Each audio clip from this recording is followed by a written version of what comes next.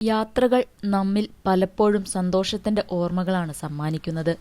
പുതിയ സ്ഥലങ്ങൾ, പുതുമുഖങ്ങൾ, പുതിയ അനുഭവങ്ങൾ എല്ലാം ചേർന്ന് ജീവിതത്തിന്റെ പുസ്തകത്തിൽ നിറങ്ങളാകുന്നു.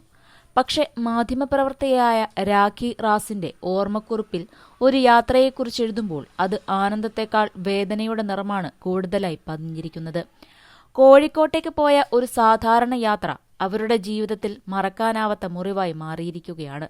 അത് മാഞ്ഞുപോകുന്ന ചെറിയൊരു അപകടമോ സുഖപ്പെടുന്ന മുറിവോ ആയിരുന്നില്ല, മറിച്ച് ജീവിതത്തോടൊപ്പം വേദനയായി എന്നുമുണ്ടാകുന്ന ഒരു വലിയ നഷ്ടം തന്നെയായിരുന്നു.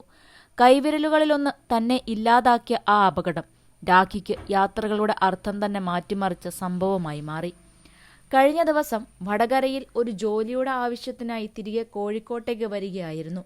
എന്നും KSRTC ബസ്സിൽ വരാറുണ്ടായിരുന്ന രാഖിക്ക് പക്ഷേ KSRTC കിട്ടാഞ്ഞതിനാൽ സ്വകാര്യ ബസ്സിലാണ് വന്നത്.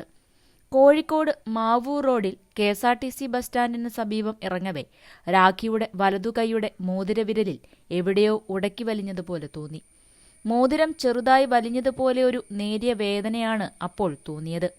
അപ്പോൾ കൈ ഉയർത്തി നോക്കിയപ്പോൾ രാഖി തന്റെ വിരലിൽ എല്ലുകൾ മാത്രം നിൽക്കുന്നത് കണ്ട് ഞെട്ടി. രാഖിക്ക് പിറകെ മറ്റൊരാൾ കൂടി ഇറങ്ങുന്നതിനാൽ ബസ് ആ സമയത്തും വിട്ടിരുന്നില്ല.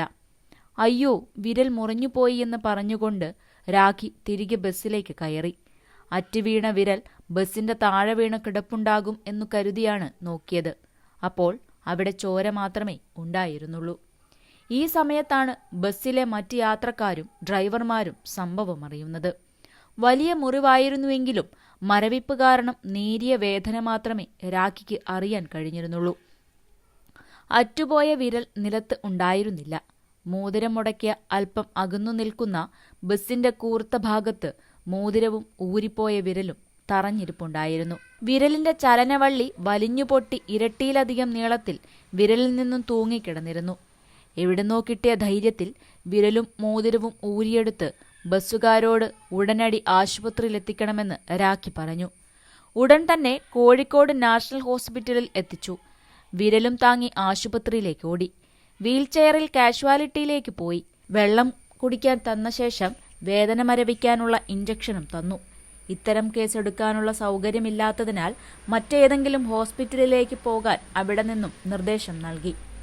അവിടെ നിന്നും ആംബുലൻസിൽ പ്ലാസ്റ്റിക് സർജറി സൗകര്യമുള്ള ബേബി മെമ്മോറിയൽ ആശുപത്രിയിലേക്ക് കൊണ്ടുപോയി. എന്നാൽ വിരൽ തുന്നിച്ചേർക്കാൻ കഴിയില്ല എന്നാണ് അവിടുന്ന് അറിയാൻ സാധിച്ചത്. ചീന്തിയെടുത്ത വിധത്തിലായി പോയിരുന്നു എന്നാണ് ഡോക്ടർ പറഞ്ഞത്. വിരലിന്റെ തകർന്ന ബാക്കി ഭാഗം കൂടി മുറിച്ചു മാറ്റുകയാണ് ഇനി ചെയ്യാനാകുന്ന ചികിത്സ എന്നാണ് പിന്നീട് രാഖിയുടെ പരിചയത്തിലുള്ള ഡോക്ടർ പറഞ്ഞത്. അംപ്യൂട്ടേഷൻ സർജറി ആയിരുന്നു അവർ നിർദ്ദേശിച്ചത്. തുടർന്ന് സർജറിയെല്ലാം കഴിഞ്ഞു. കുറച്ചു ദിവസത്തെ ആശുപത്രിവാസത്തിനു ശേഷം നേരെ വീട്ടിലേക്ക്. അവിടെ എത്തുമ്പോഴാണ് കൈവിരലറ്റുപോയ വിവരം മാതാപിതാക്കൾ അറിയുന്നത്. മക്കളായ അനാമികയും അൽമിത്രയും സംഭവം ഉൾക്കൊണ്ടു. വീട്ടുകാർ, ബന്ധുക്കൾ, മേലധികാരികൾ, സഹപ്രവർത്തകർ, സുഹൃത്തുക്കൾ എന്നിവർ ഒഴുക്കിവിട്ട സ്നേഹത്തിലും പിന്തുണയിലും ഇപ്പോൾ പുതിയ ജീവിതത്തിലേക്ക് ഹരിശ്രീ കുറിക്കുകയാണ് രാഖി. ഒരു മാധ്യമപ്രവർത്തകയായതുകൊണ്ട് തന്നെ വലതുകൈയിലെ ആ മോതിരവിരലിൽ എത്രയും പ്രിയപ്പെട്ടതാണെന്ന് രാഖിക്കറിയാം.